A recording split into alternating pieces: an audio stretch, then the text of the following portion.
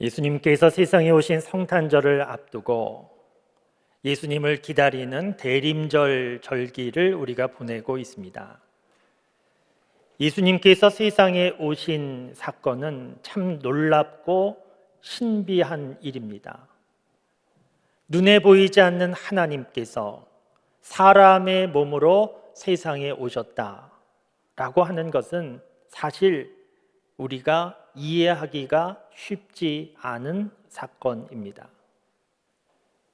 하나님께서 사람의 몸으로 세상에 오셨다는 것은 그럴 만한 이유가 있을 것인데, 하나님께서 사람의 몸으로 세상에 오신 이유는 무엇이겠습니까? 성경 말씀 여러 부분의 말씀을 통하여서 예수님께서 세상에 오신 이유를 알 수 있는데, 그 가운데 오늘 본문 말씀 요한복음 3장 말씀에 예수님께서 세상에 오신 이유가 분명하게 기록되어 있습니다. 오늘 말씀 가운데 17절 말씀에 보면 하나님께서 그 아들을 세상에 보내신 것은 세상을 심판하려 하심이 아니요 그로 말미암아 세상이 구원을 받게 하려 하심이라 는 말씀이 있습니다. 예수님께서 세상에 왜 오셨는가 하면 세상을 구원하시기 위하여 오셨다는 겁니다. 예수님께서 세상에 오신 이유 한 단어로 하면 구원입니다. 세상에 오신 예수님께서 배고픈 자에게 먹을 것도 주시고 병든 자를 고쳐주시기도 했지만, 이 정도 일이라고 하면 굳이 예수님께서 세상에 오시지 않아도 가능한 일이었습니다. 광야에서 이스라엘 백성들이 배고플 때 하나님은 만나를 하늘에서 내려주셨고, 불뱀에 물려 죽어갈 때에는 놋으로 뱀을 만들어 장대 위에 달라 그리하면 살 것이다, 그렇게 말씀하여 주셨지 세상에 직접 오시지 않았습니다. 그러니까 예수님께서 세상에 오셔서 배고픈 사람들에게 먹을 것도 주시고 병든 자도 고쳐주셨지만, 이 정도 일이라고 하면 굳이 세상에 오시지 않아도 되는데, 예수님께서 반드시 세상에 오셔야 하는 이유가 있었는데, 그 이유가 구원이라는 겁니다. 구원은 십자가에서 이루어진 것이기에 예수님께서 이 땅에 오셔서 십자가에 직접 죽으셔야 구원이 이루어졌기에 예수님께서 세상에 오실 수밖에 없었습니다. 그러면 여러분, 예수님께서 세상에 오신 이유가 구원이라고 하면 하나님께서는 도대체 세상을 왜 구원하려고 하신 것입니까? 사람들 가운데 누가 요청한 사람이 있겠습니까? 우리를 구원하여 달라고 하나님께 요청했겠습니까? 유대인들이 메시아를 기다리긴 했지만 유대인들이 하나님에게 우리에게 예수님을 보내달라고, 그 예수님을 십자가에 죽게 하시고 우리를 구원하여 달라고 부탁하지 않았습니다. 전적인 하나님의 의지와 뜻에 따라서 예수님을 세상에 보내신 것이고, 전적인 하나님의 의지와 뜻에 따라서 예수님을 십자가에 죽게 하신 겁니다. 그 일을 통하여 우리를 구원하여 주신 겁니다. 그러면 여러분, 도대체 하나님은 왜 그렇게 하신 것입니까? 하나님은 세상을, 저와 여러분을 왜 구원하여 주신 것입니까? 여기에 대한 이유는 유명한 요한복음 3장 16절 말씀에 그 답이 있습니다. 요한복음 3장 16절 대부분 다 암송하고 있는 말씀이지 않습니까? 한번 속으로 생각해 보시고 한번 같이 암송하실 수 있는 분들은 같이 암송해 보시면 좋겠습니다. 하나님이 세상을 이처럼 사랑하사 독생자를 주셨으니 이는 그를 믿는 자마다 멸망하지 않고 영생을 얻게 하려 하심이라. 하나님이 예수님을 세상에 왜 보내셨는가 하면 이는 그를 믿는 자마다 멸망하지 않고 영생을 얻게 하려 하심이라. 구원을 위하여 예수님을 보내셨다는 것입니다. 그러면 하나님께서 세상을 왜 구원하시려고 하는가? 그 이유가 요한복음 3장 16절 앞부분에 분명하게 기록되어 있습니다. 하나님이 이 세상을 사랑하셔서, 사랑 때문에, 그 사랑 때문에 예수님을 세상에 보내신 것이고, 그 사랑 때문에 예수님을 십자가에 죽게 하셨다는 겁니다. 우리가 다 이해하지는 못해도 예수님이 세상에 오신 이유가, 십자가에서 죽으신 이유가 사랑 때문이구나 생각해 보면 이것은 이해가 되는 부분입니다. 간혹 영화를 보다 보면 악한 사람들이 주인공의 가족이나 주인공이 사랑하는 사람을 납치하고 인질로 붙잡고 주인공 되는 사람에게 그 인질 죽기를 원치 않으면 찾아오라고 협박하는 그런 장면들이 많이 있습니다. 저도 영화를 많이 보았는데, 그런 장면도 많이 보았는데, 그런 장면에서 주인공 되는 사람이 찾아가지 않는 경우는 한 번도 보지 못했습니다. 주인공은 찾아갑니다. 찾아가는 일 위험할 수도 있고 죽을 수도 있습니다. 그리고 인질을 구해줄 만한 능력도 없습니다. 그래도 찾아갑니다. 대부분의 영화는 그 주인공이 죽기 직전까지 싸우다가 결국은 인질로 붙잡힌 사람을 구해주는 그런 내용으로 끝나게 되는데, 왜 찾아가는 것입니까? 찾아가는 것 위험하고 죽을 수도 있고 구해줄 능력도 없고 인질로 붙잡힌 사람이 제발 좀 와달라고 부탁하는 것도 아닌데 왜 찾아갑니까? 찾아가는 이유는 한 가지, 사랑하기 때문입니다.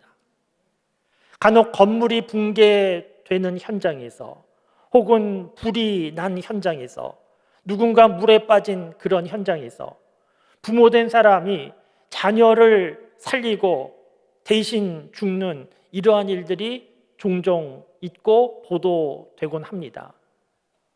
부모가 자녀를 구하고 죽었을 때 왜 죽은 겁니까? 건물이 무너져서 불이 나서 물에 빠져서 죽은 것이 아니고 사랑 때문에 죽은 겁니다. 사랑 때문에 자녀를 살리고 대신 죽은 겁니다. 사랑하면 내 것을 줄 수 있습니다. 사랑이 깊으면 깊을수록 모든 것을 다 줄 수 있습니다. 정말 사랑하면 내 목숨도 줄 수 있습니다. 예수님께서 세상에 오신 이유가 이 사랑 때문이라는 겁니다. 하나님께서 세상을 이처럼 사랑하셨기에 그 사랑으로 예수님이 세상에 오신 것이고 십자가의 죽으심으로 구원을 주셨다는 것이 성경의 말씀입니다. 사랑 때문에 이렇게 하셨구나 하면 이해가 됩니다. 그런데 여러분, 한편으로는 이해가 되지만 또 한편으로 이해가 되지 않는 부분이 있는데, 하나님께서 사랑하셨다는 이 세상을 생각해 보시면 하나님께서 사랑할 만한 대상인가? 이 세상은 아름답고 완벽해서 하나님께서 어떻게 해서든지 지켜야 하는 세상인가 하는 것을 생각해 보면 그렇지 않습니다. 이 세상은 문제 많고 타락했고 죄가 가득한 세상이고, 구체적으로 하나님께서 이 세상을 사랑하셨다는 것은 하나님이 창조하신 천지 만물 자연을 사랑하셨다는 것이 아니고 사람을 사랑하셨다는 것이고, 그 사람 속에 저와 여러분 한 명 한 명이 있습니다. 그러니까 예수님께서 세상에 오신 이유는 저와 여러분 한 명 한 명을 사랑하셔서, 예수님께서 십자가에서 죽으신 이유도 저와 여러분 한 명 한 명을 사랑하셔서 세상에 오셨다는 겁니다. 여러분, 이 부분이 이해가 됩니까? 당연하다고 생각이 듭니까? 당연하지. 하나님께서 나를 사랑하시니까 예수님 세상에 오신 것 당연하고, 하나님께서 나를 사랑하시니까 예수님께서 십자가에서 죽으시는 것도 당연하지, 이런 생각이 드십니까? 저는 그런 생각이 안 듭니다. 여러분들도 그런 생각이 잘 안 드실 겁니다. 왜냐하면 내가 나를 돌아볼 때에 하나님의 사랑을 받을 만한 모습이 나에게 없습니다. 내가 나를 돌아보아도 부족하고 허물이 많고 죄인된 모습, 그런 모습이 내 모습인데, 이런 나를 위하여 예수님이 세상에 오시고 이런 나를 위하여 예수님이 십자가에서 죽으셨다, 잘 이해가 되지 않습니다. 그런데 여러분, 우리가 이렇게 생각하는 것은 하나님께서 저와 여러분 한 사람 한 사람을 어떻게 생각하시는지, 그리고 하나님의 사랑이 어떤 것인지 제대로 모르고 있기 때문입니다. 우리가 살고 있는 세상에 80억 가까운 사람들이 살아가고 있는데, 하나님은 저와 여러분 한 사람 한 사람을 수없이 많은 그 80억 가까운 사람들 가운데 미미한 한 명으로 보지 않고, 저와 여러분 한 사람 한 사람 하나님의 자녀로 보시고, 세상의 사람이라곤 저와 여러분 한 명밖에 없는 것처럼 하나님은 그렇게 보십니다. 그래서 하나님의 백성, 하나님의 자녀들이 세상에서 어려움을 당하고 죄로 인하여 고통 가운데 죽어가는 것을 먼 나라 얘기처럼 제3자의 입장에서 보실 수가 없어서, 부모가 자녀를 사랑하는 마음으로 자녀가 어려움 당하는 그 자리에 찾아가는 것처럼 하나님께서 세상 속으로 사람의 몸으로 오셔서 저와 여러분들을 사랑해 주신 겁니다. 이 하나님의 이해할 수 없는 놀라운 사랑, 로마서 5장 8절에 잘 표현되어 있습니다. 우리가 아직 죄인 되었을 때에 그리스도께서 우리를 위하여 죽으심으로 하나님께서 우리에게 향한 자기의 사랑을 확증하셨다. 예수님이 십자가에 죽으심으로 하나님께서 우리를 얼마나 사랑하시는지 보여주셨다는 것인데, 중요한 것은 그 시점이 중요합니다. 예수님이 언제 십자가에 죽으셨는가? 그 시점, 우리가 아직 죄인 되었을 때에, 그러니까 우리가 흠이 없고 문제 없었을 때에, 혹은 죄를 범했지만 철저하게 회개한 후에, 세상에서 성공한 후에 우리를 위하여 예수님이 죽으셨다, 그런 것이 아니고 아직 우리가 죄인 되었을 때에 먼저 죽으셨다는 겁니다. 우리가 아직 죄인 되었을 때에는 하나님을 모를 때에, 내 욕심과 욕망대로 살아갈 때에, 죄 가운데 헤매일 때에, 그럼에도 불구하고 하나님은 미워하시거나 싫어하시거나 포기하신 것이 아니고 그런 사람들을 사랑하시고 그런 사람들을 위하여 예수님이 먼저 죽으셨다는 겁니다. 우리를 향한 하나님의 사랑은 우리의 태도나 반응을 보면서 나중에 사랑하시는 사랑이 아니고, 하나님의 사랑은 먼저 일방적으로 사랑하시는 사랑이었습니다. 우리가 탕자의 비유를 잘 알고 있지 않습니까? 탕자가 집 나갔습니다. 아버지의 많은 재산을 가지고 집 나가서 다 써버렸습니다. 이 탕자의 아버지가 아들을 언제부터 사랑했겠습니까? 집 나간 아들이 정신을 차리고 깨끗이 씻고 새 옷으로 갈아입고 잃어버렸던 것 다 회복해서 가지고 돌아올 때, 그때 사랑한 것이 아니고, 아들이 여전히 냄새나는 몸으로 더러워진 옷으로 잃어버린 모든 것 회복하지 못한 채 집으로 돌아왔을 때, 그때도 그 전에도 아버지는 아들을 사랑하고 있었습니다. 그 아들은 몰랐습니다. 그 아들은 아버지가 나에게 실망했을 것이다, 아버지가 나를 포기했을 것이다, 그래서 내가 살 길이 없으니 아버지의 집에 가서 종살이라도 하면 좋겠다, 그런 생각으로 갔지만 그것은 그 아들의 착각이었습니다. 아들의 모습과 관계없이, 아들의 행위와 관계없이 아버지는 일방적으로 아들을 사랑하고 있었는데, 그 사랑이 하나님께서 우리를 사랑하시는 사랑이라는 겁니다. 저와 여러분들이 믿음 안에서 제대로 살지 못하고 교회 길에서 방황할 때 하나님께서 근심하십니다. 그런데 하나님께서 근심하시지만 그와 같은 일로 인하여서 우리에게 실망하여서 우리를 포기하시거나 버리시지 않습니다. 내가 내 자신을 돌아볼 때 부족한 모습이 얼마나 많이 있습니까? 하나님을 믿노라 오늘도 예배의 자리에 있지만, 오늘은 예배의 자리에 있지만, 그러나 우리의 삶을 돌아볼 때 부끄럽고 부족한 모습이 얼마나 많이 있습니까? 반복적으로 죄를 범하고 남모르는 은밀한 죄가 있고, 하나님 믿는 믿음의 사람답게 제대로 살지 못하고, 그래서 하나님께서 나에게 실망하시고 나를 포기하셨는지 모르겠다 생각하실 수 있지만 그렇지 않다는 겁니다. 하나님의 사랑은 그런 사랑이 아닙니다. 만일 그런 사랑이 하나님의 사랑이라고 하면 조건적인 사랑인데, 하나님의 사랑은 조건적인 사랑이 아닌 일방적인 사랑입니다. 몇 주 전 추수감사 주일에 하나님을 향한 우리의 감사는 절대 감사가 되어야 된다는 말씀을 드렸는데, 우리를 향한 하나님의 사랑은 절대 사랑입니다. 사랑하는 성도 여러분, 이 하나님의 사랑을 제대로 아실 수 있기를 바랍니다. 왜냐하면 예수님을 믿는다고 하는 것, 하나님께 벌 받을까 봐 두려움으로 믿는 것이 아니고 이해할 수 없는 이 크신 사랑에 감격함으로 기쁨으로 믿는 것이 예수님을 믿는 것이기 때문입니다. 이 하나님의 사랑을 제대로 알게 되면 더 이상 두려움이 없습니다. 하나님의 사랑을 제대로 알게 되면 외로움도 고독도 없습니다. 하나님의 사랑을 제대로 알게 되면 어떤 상황에 있든지 용기를 가질 수 있고, 이 하나님의 사랑이 저와 여러분들의 삶을 부요하게 합니다.